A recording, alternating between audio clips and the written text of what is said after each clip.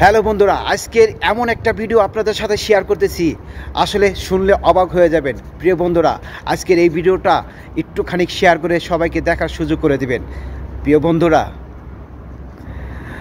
একটি মহিলা যখন মক্কায় হজ করতে আসছিল, ওই মহিলাটা শুধু ওই মক্কা যখন প্রবেশ করেছিল, তখন অন্য মানুষরা যখন কাবার চারপাশ দিয়ে ঘোরাঘুরি তওয়াফ করতেছিল, তখন ওই মহিলা কাবা শরীফ দেখতে পারতেছিল না। নাউজুবিল্লাহ।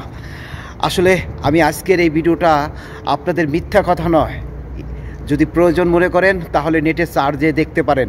আমি এই কারণে ভিডিওটা নেক্সটে আপনাদের সামনে তুলে ধরেছি, যেন আমাদের কিছু আপুরা এমন জঘন্য কিছু কাজ করে, সেটা থেকে যেন বিরত থাকে।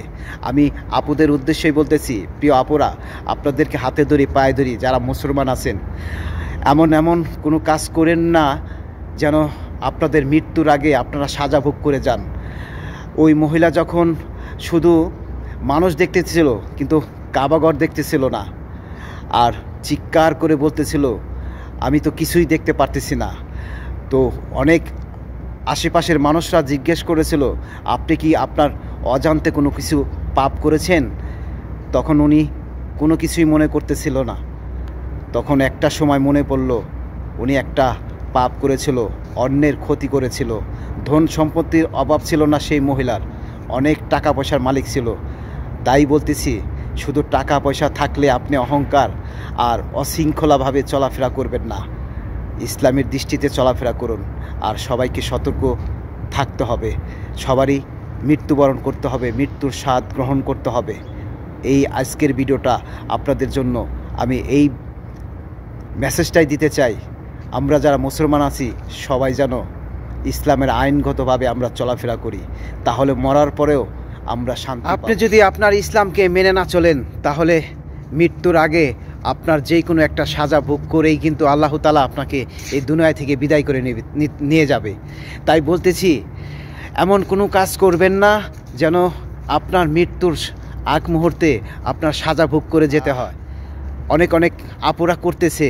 আমি বলবো আপুদেরকে, আপনারা সামাজিকভাবে যেটা নিয়ে সামাজিকভাবে ভিডিও করা যায়, আপনারা সেভাবে ভিডিও করবেন।